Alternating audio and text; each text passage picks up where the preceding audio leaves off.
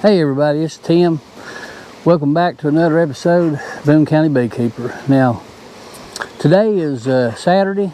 It is October the 15th, and it is absolutely a beautiful day.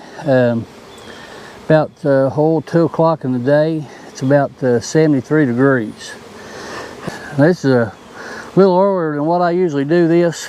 We've got a couple more weeks before I usually do this, but got a lot of things coming up here in the next couple weeks, and we'll see what we can go ahead and get it done. I know the weather supposedly is going to be this week. Today's the last pretty day.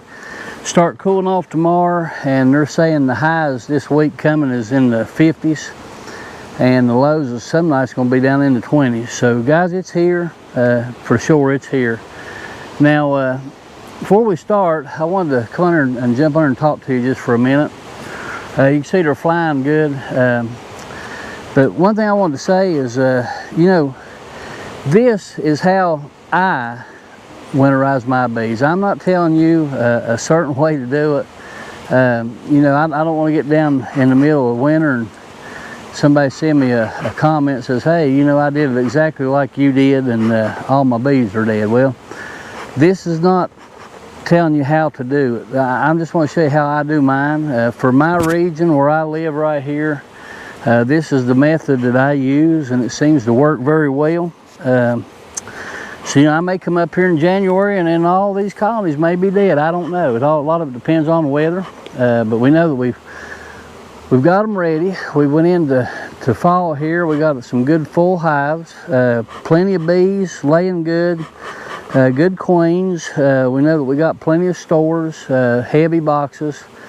We really treated heavy for mites, and we'll do some more mite treatments probably end of November, into December. And guys, that's basically all that we can do, is just make sure that they got plenty of food and go from there. And so again, let me stress that I'm not telling you how to winterize your bees. This is how I winterize. Now, if you get something from it and it helps you, then that's what we want to do. But I'm not telling you that this is the only way to do it, because it's not. There's a million different ways that you can do it. And it's a gamble, really. I mean, it really is. But this way here has seemed to work pretty good for me. And what I'm going to do is we'll just go ahead and we'll show winterizing this one that we followed all year long. And then I'm going to shut the camera off. And let me say this, the camera, I forgot my right tripod, so I've actually got you sitting on some buckets. I hope that you can see me. But we'll go ahead, we'll shut the camera off. We'll go ahead and get everything winterized real good, and then we'll jump back on the end. I'll show you exactly what all we've done and how I strap them down and all that. So, all right, we'll begin. As you can see, a lot of leaves is falling. I brought my leaf blower, and I will blow this place out before we leave here. So stick around. Here's the intro, and we'll get started.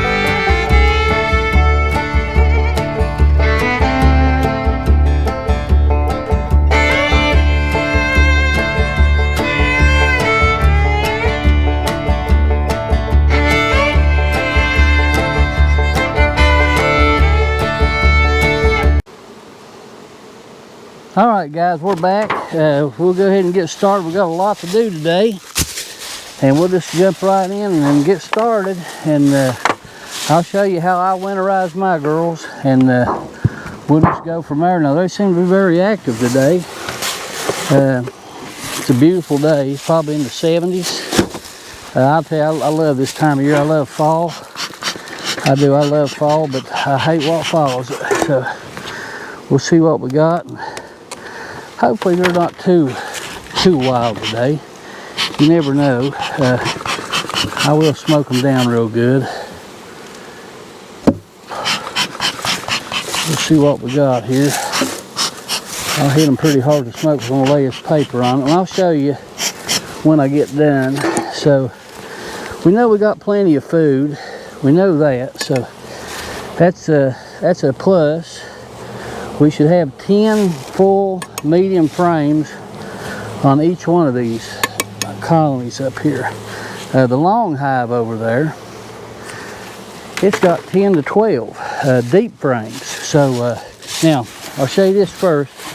Let me move this out of the way. I did make some shims. I had some, but I went ahead and made me some new ones. Just a piece of 1x. That's 3 inches thick. I go ahead, I put me an upper entrance. I always do that in case we get a lot of snow. But we'll see how this works. But I just basically I lay my shim on top, and then I got a newspaper that I've already cut over here. This mountain camp method, let me say a few words about that. This actually serves a couple different purposes. I put a few holes in the paper, just very little. But this actually serves a couple purposes, and we'll talk about that towards the end. But not only does it help feed them, but it will help some with moisture control. And like I said, at the end, we're going to do a little talk, and we'll do something about it then. So it's hard to open up a bag of sugar with gloves on. Man, this weather's been crazy. It's pretty one day, nasty the next. So see what I'm going to do, I'm going to fold that down just a little more. And when I get it on here, I'll show it to you, what we want to do. There we go. We just want to be sure to leave them room to get up on here. I tell you, now last year, this method right here, it worked very well for me down at my house. There is a couple different things that I'm going to do here. There is, but we'll get into that after we get done. I'll show you what I'm talking about. Hopefully they won't need this, but if they do, they've got it, so that's a good thing. Alright, so let me get the camera. Let me show you what we got here, guys. Like I said, I forgot my tripod, so I apologize. Now, we'll go around on the back. If you can see right here, I've got our feeder shim on here, and I've got our entrance on the front. And then basically what I do is I lay this paper down, and I do leave enough room for on each side, if you can see, so they can get up in there and feed. And I put just a few slots on the middle. Now, I'll go ahead and say this about the moisture, and we'll talk about it later, but if anything drips down off of the top, that sugar will catch it, and that's what we want. So I apologize again about the camera, I do. So I think you can see that right there. Now, so I do that, and then what I do is this. I got a piece of 2-inch foam insulation, and what I'll do is this. I put down my inner cover, and I'm gonna go ahead and put him on. I'm gonna put this vent up, and then what I do then is I will lay this right on top, just like so, and then we'll put this lid right on top. It's going to hold that up off of there a little bit. That's okay. So that's that right there, and we're going to strap it down, but we're not going to do it just yet. So that one there is complete for the time being, and we'll come back in just a minute, and I'll show you what else I did. Now, one other thing I did do, and I'll say this: if you notice, I didn't pay no attention until I watched the video back. This entrance right here is too big for me for the winter time. So what I did is I brought me another entrance reducer that'll only leave them about 1 inch or so, and I'm going to change that out while the camera's off, and then we'll get back on here. And I've got to show you what else I do, but I'm just going to go ahead and shut the camera off, jump in these other 2 hives, take care of them, and then I'm going to go ahead and take care of the long hive as well. And then when I come back, we'll talk, and I'll show you what all I've done. So guys, just stick around for a minute. All right, guys, welcome back. It's about an hour and a half later. Man, we've been going at it here for sure now.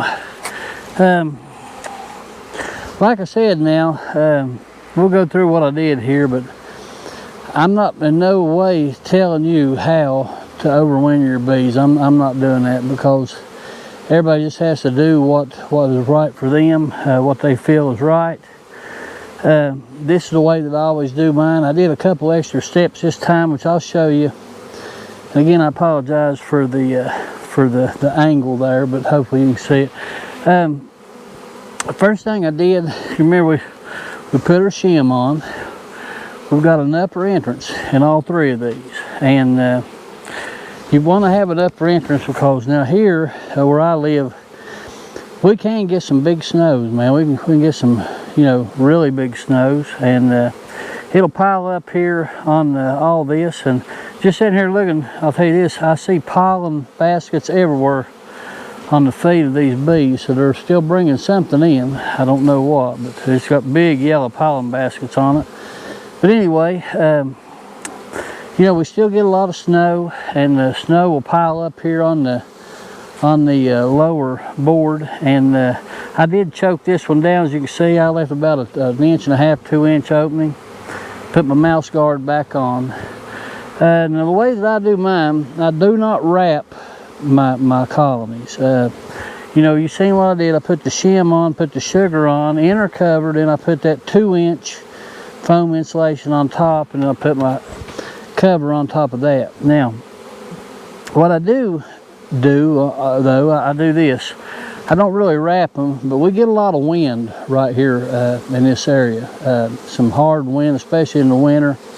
No leaves on it, it blows pretty hard and it gets pretty cold. So what I do, I cut me some of that 2 inch foam, and I just I place it, you know, I don't cover the whole thing, but I put me a little piece on each side. I did slide all three of the colonies together. You can see they're fairly close together. They're freaked out right now trying to figure out where to go, but they'll get the hang of it. But I do put a little bit here to just kind of block the wind is basically what I do. And I do the same on the back as well. And I don't do anything on the front because the sun, it hits in here real well, which the sun's already went behind the hill here. So that's basically all that I do. And I do block the back of it up. I'll show you that here in a second as well. But guys, listen, it's very important. Right now is the time. Like I said, our temperatures are supposed to really plummet here this week, and it's going to start getting cold and staying cold. And sure, we'll have some more pretty days, but the summer is about over. And if you notice, I did blow some of the leaves out of here.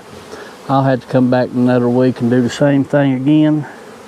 We've got a lot of leaves in here, but let me grab the camera and I'll show you exactly what we did do. We'll go from there. As you can see right here, you can probably see some of the yellow pollen baskets that they are bringing in. And you can see that mouse guards that we made, no problem whatsoever. They're going right in there. There's one you'll see over here. There's another colony. You'll see some pollen baskets on there. Well, there's a yellow jacket they're fighting with it. And I still see a lot of yellow jackets here. This one here, I don't see any pollen on there, but I'm sure they're bringing it in as well. So you can see what I do is I just cut some of that foam, not to cover the whole thing, but mainly the deep and most of the medium. I do want to cover it. Do the same on the back. And then if you notice, I've slid them almost to where the top covers are touching. Right here, just another little bit to keep the wind off. And I just put a piece of string is what I do, just something to hold it up there. And that's basically all that I do. Now, I do lift them up in the back. And if you'll see here, I'll show you, I got an extra one. There's a piece of board.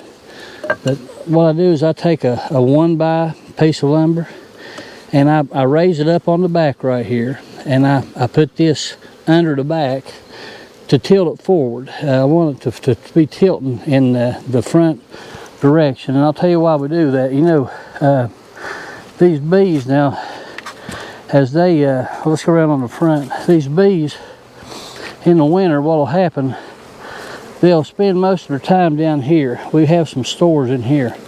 They'll eat everything in here, and then what they'll do, they'll move up. They'll move up into this medium right here, and this is where all the main food is at. So now what happens, they cluster. When it's cold, they cluster. That's what happens. And you know, they say, I don't know, I'm gonna put this back over. They say that will get almost 90 degrees is the temperature that they stay at, is 90, even if it's 5 or 10 degrees outside. So what happens, you've got that heat in there from that cluster, that creates a little bit of a vapor, a little moisture, and that moisture will come up and it will gather up there on your inner cover and on that foam board. And the reason I block that forward, you don't want that to drip back down on your bees. Now guys, cold weather don't really kill bees. What really kills bees is if they get wet and then cold. That's what kills them. That's what happens a lot of the time. You know, that moisture from that cluster of bees, and it's 5 or 10 degrees outside, it'll go and it'll drip back on those bees. They're cooked. They're done. So that's why we want to block them up in the back. You want to be sure to do that, and that way any moisture that does gather up here, it will travel down and go down the front of the hive, and then it'll come out the front entrance. That's why we do that. The only other thing that I did, I did film one on the long hive. I didn't know how I was going to go about putting sugar. I wanted to definitely put some sugar on top, and I did. I figured out a way, and I'm going to release those videos there starting in January. But the camera shut off again. I don't know. So I'm going to have to do something this winter about that camera. I don't know. I don't think it's going to be very good. So the only other thing that I did is I'll show you. Back here, you know, we're getting down. They are getting a little bit now of pollen, as we can see. But if you look right here in that tree, I went ahead and I did hang our pollen sub, the one that we made. I've got it about, I don't know, probably a couple cups worth in there. I hung that up, and as this weather gets colder and all the pollen is gone, they'll start hitting that pretty hard on these warm days. You can see here, I have blowed out a lot of the, the bee yard, but we'll have to do it again here in another week or so. Only one sting, and that was sitting right here at the very beginning, got me on the back of the leg. They're a little confused, but I think we're done. And guys, I hate it, but it's over. That's going to be it for a while. I've got a lot to do. Got a lot of honeydews to take care of. I got to do some painting in my living room and make a little trim work, put it up, make some window sills.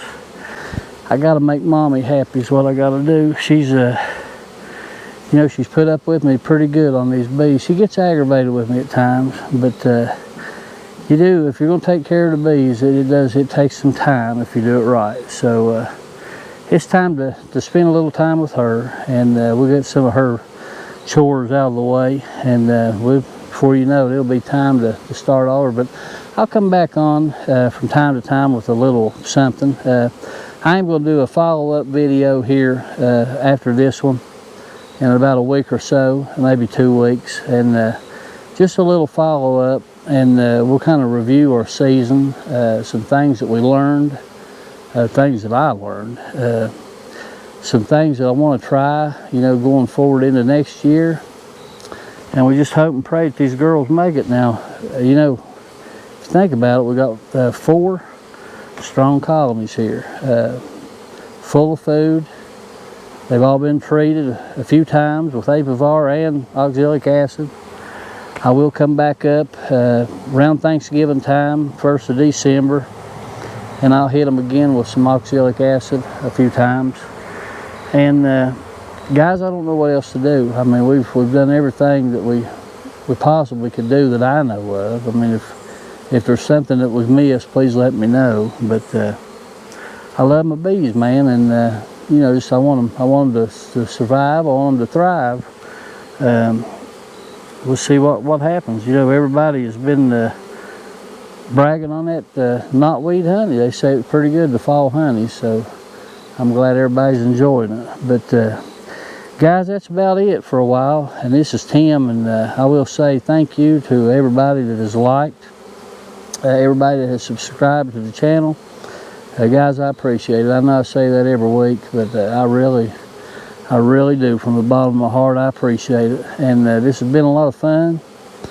I'm going to continue, if the good Lord will. I'm going to try to continue right into next year. We're going to try some different things. I've got some ideas I want to try, and I don't know, will it work, will it not, I don't know. But you know, this year has been geared mostly towards the beginning beekeeper.